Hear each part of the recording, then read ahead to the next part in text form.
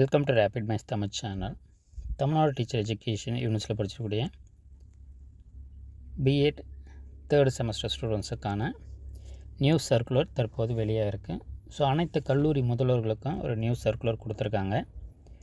BEd second year படிச்சிருக்கக்கூடிய third semester students 2024-25 கல்வியாண்டிற்கான teaching practice, so அதற்கான கைட்லைன்ஸை தற்போது யூனிவர்சிட்டி தெரிவிச்சிருக்காங்க அனைத்து கல்லூரி முதல்வர்களுக்கும். ஸோ இதன் அடிப்படையில் பார்த்திங்கன்னா ஃபஸ்ட்டு டீச்சிங் ப்ராக்டிஸ் தான் மாணவர்களுக்கு. ஸோ அதனுக்கான செய்தியை தான் இந்த சர்க்குலரில் கொடுத்துருக்காங்க. ஸோ எக்ஸாம் பற்றி நம்மளுக்கு இன்னும் சொல்லலை. ஸோ அதில் எக்ஸாமினேஷன் தள்ளி வருவதற்கு தான் வாய்ப்பு இருக்குது. ஸோ இந்த சர்க்குலரில் பார்த்திங்கன்னா பிஎட் 2ஆம் ஆண்டு 2024-25 கல்வியாண்டு 3ஆம் பருவத்தில் பயிலும் மாணாக்கர்களுக்கான கற்றல் கற்பித்தல் பயிற்சி செல்வதற்குரிய பள்ளிகளை தமிழக அரசின் உயர்கல்வி பள்ளிக்கல்வித்துறை சார்பில் ஒதுக்கப்பட்டுள்ளது. ஸோ இது பார்த்திங்கன்னா தமிழக அரசு எந்தெந்த ஸ்கூல்ஸில் எத்தனை மாணவர்கள் டீச்சிங் ப்ராக்டிஸ் போகணுன்ற லிஸ்ட்டை தமிழ்நாடு கவர்மெண்ட் ஸ்கூல் எஜுகேஷன் டிபார்ட்மெண்ட்டிலேருந்து யூனிவர்சிட்டிக்கு அந்த இன்ஃபர்மேஷனை தெரிவிச்சிருப்பாங்க. ஸோ இது பார்த்திங்கன்னா அந்த கல்லூரிகள் மாணவர்கள் படிக்கக்கூடிய கல்லூரிகள் இருக்கக்கூடிய இடத்துலேருந்து 15 கிலோமீட்டர் தொலைவில் எந்தெந்த பள்ளிகள் இருக்கோ ஸோ அந்த பள்ளிகளை தேர்ந்தெடுத்து அங்கே இருக்கக்கூடிய ஆசிரியர்களுடைய எண்ணிக்கை, தேவைப்படும் ஆசிரியர்களுடைய எண்ணிக்கையை கருத்தில் கொண்டு எத்தனை மாணவர்கள் அந்த டீச்சிங் ப்ராக்டிஸ் போகணுன்றதை அந்த லிஸ்ட்டை கொடுத்துருப்பாங்க. ஸோ அதை கல்லூரிகளுக்கு அந்த லிஸ்ட்டை தற்போது சென்ட் பண்ணியிருப்பாங்க.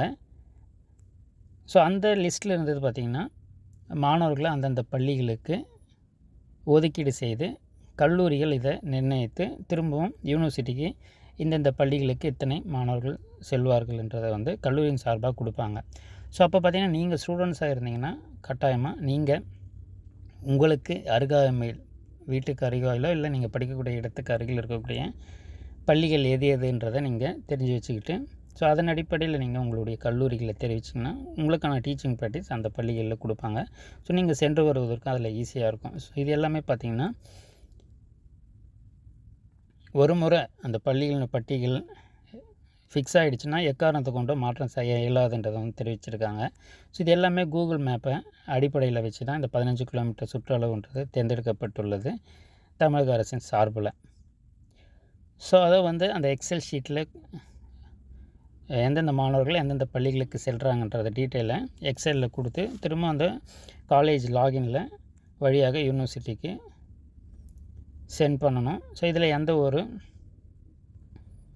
புகாருக்கும் இடமளிக்காமல் ஒதுக்கீடு செய்ய வேண்டும்ன்றது இதில் தெரிவிச்சிருக்காங்க. ஸோ வேறு எந்த தகவல், கருத்துக்கள், சந்தேகங்கள் இருந்தாலும் TNTU ஸ்கூல் இன்டர்ன்ஷிப் 2024 என்ற மின்னஞ்சலுக்கு கல்லூரியின் பெயரை குறிப்பிட்டு செய்தியாக டைப் செய்து அனுப்பி தெளிவுபடுத்தி கொள்ளுமாறு கேட்டுக்கொள்ளப்படுகிறது தெரிவிச்சிருக்காங்க. ஸோ அதே போல் எப்போதிலிருந்து இந்த டீச்சிங் ப்ராக்டிஸ்ன்ற ஒரு தேதியுமே குறிப்பிடவில்லை. அதால் ஃபஸ்ட்டு இந்த லிஸ்ட்டை ரெடி பண்ணிவிடுவாங்க. லிஸ்ட்டு ரெடி பண்ண பிறகு அனைவருக்கும் பொதுவான ஒரு தேதி என்றது குறிப்பிடப்படும்ன்றதை நம்ம நம்பலாம். அதே போல் தேர்வு குறித்துமே அடுத்தடுத்து பல்கழகத்தால் அறிவிக்கப்படும்ன்றதை நம்ம நம்பலாம். ஸோ என்ன முதல்ல பார்த்திங்கன்னா இந்த டீச்சிங் ப்ராக்டிஸ் தான் நமக்கு கொடுத்துருக்காங்க. இன்னும் எக்ஸாம் டேட்டை தரலை.